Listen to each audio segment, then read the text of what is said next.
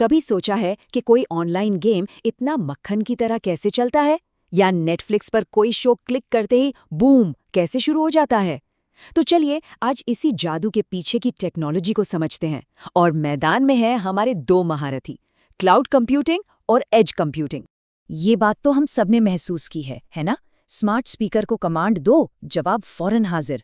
लेकिन एक बड़ी वीडियो फाइल अपलोड करो तो ऐसा लगता है मानो सदियां बीत जाएंगी। कुछ टेक्नोलॉजी एकदम बिजली की तरह तेज और कुछ कछुए की चाल। तो आखिर इस देरी का, जिसे टेक की दुनिया में लेटेंसी कहते हैं, उसका राज क्या है?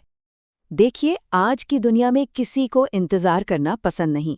हमें चाहिए कि वीडियो कॉल क्रिस्टल क्लियर हो, बिना अटके। सेल्फ ड्राइविंग कारें मिली सेकेंड्स में फैसले लें और हमारे स्मार्ट डिवाइस तो पलक झपकते ही काम करें।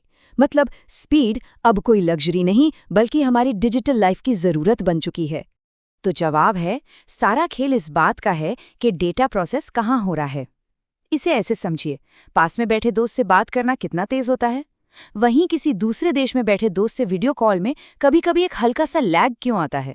बस यही दूरी का फर्क है। तो चलो इस पहेली को और गहराई से समझते हैं। तो स्पीड की इस जंग में हमारे दो खिलाड़ी हैं। एक तरफ है बड़ा शक्तिशाली क्लाउड कंप्यूटिंग और दूसरी तरफ है तेज तरार और फुर्तीला एज कंप्यूटिंग। आइए एक एक करके दोनों से मिलते हैं और देखते हैं कि ये काम कैसे करते हैं। तो पहले बात करते हैं क्लाउड की। क्लाउड को एक बहुत बड़े सेंट्रलाइज्ड पावर स्टेशन की तरह समझिए। जब हम नेटफ्लिक्स देखते हैं या गूगल ड्राइव पर कुछ सेव करते हैं, तो हमारा डेटा हजारों किलोमीटर्स का सफ़र तय करके इंटरनेट के जरिए इन विशाल डेटा सेंटर्स तक जाता है, वहाँ प्रोसेस होता है और फिर वापस हमारे डिवाइस पर आता है। क्लाउड की सबसे बड़ी ताकत है इसका साइज और इसकी फ्लेक्सिबिलिटी।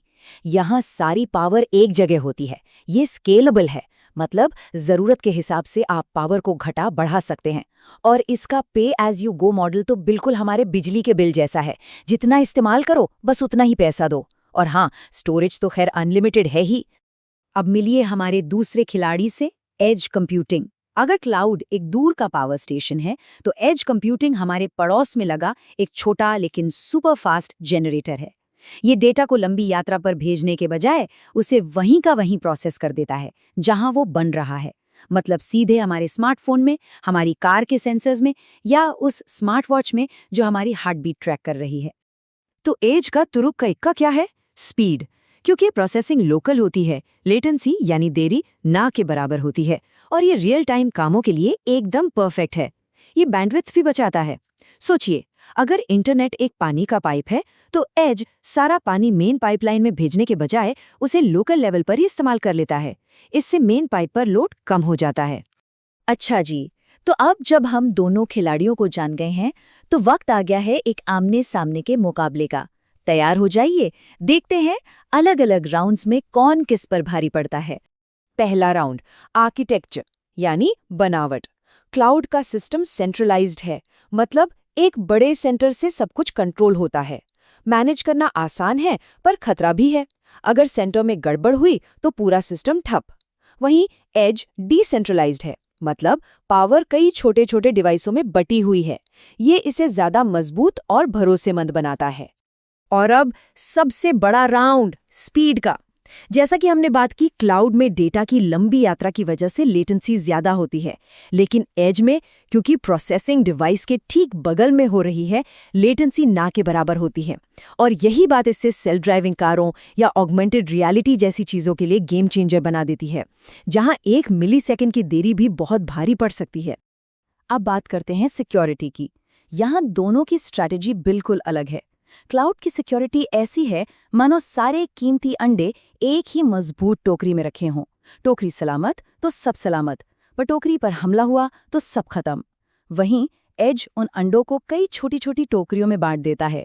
इससे किसी एक पर हमले का असर पूरे सिस्टम पर नहीं पड़ता। पर हाँ, ये याद रखना भी जरूरी है कि दोनों के अपने अपने सिक्योरिटी चैलेंजेस हैं। तो क्या एक दूसरे से बेहतर है? जवाब इतना सीधा नहीं है। असल में ये कोई कंपटीशन है ही नहीं। ये तो सही काम के लिए सही टूल चुनने जैसा है। हर टेक्नोलॉजी की अपनी एक खास जगह होती है जहां वो बेमिसाल काम करती है। क्लाउड उन कामों के लिए परफेक्ट है जहां बहुत ज़्यादा स्टोरेज और प्रोसेसिंग पावर चाहिए, जैसे कि big data analysis, website hosting या फिर जीमेल और ऑफिस 365 जैसे सॉफ्टवेयर सर्विसेज। वहीं दूसरी तरफ एज उन कामों का हीरो है जहां तुरंत फैसलों की जरूरत होती है, जैसे स्मार्ट सिटी में ट्रैफिक कंट्रोल करना या किसी फैक्ट्री में मशीनों पर रियल टाइम नजर रखना। तो इस महामुकाबले का विजेता कौन है, क्लाउड या एज? रुकिए जरा रुकिए, क्योंकि जवाब शायद चौंकाने वाला है। शायद हम शुरू से ही गलत सवाल पूछ रहे थे। सच तो ये है कि क्लाउड और एज कंप्यूटिंग एक दूसरे के पूरक हैं, मतलब वो एक दूसरे की कमियों को पूरा करते हैं। ये एक बनाम दूसरा का केस नहीं, बल्कि एक साथ काम करने की कहानी है। मिसाल के तौर पर एक सेल्फ ड्राइविंग कार तुरंत ब्रेक लगाने के लिए एज का इस्तेमाल करती है, लेकिन शहर के ट्रैफिक पैटर्न को समझने के लिए सारा डेटा क्लाउड को भेजती है।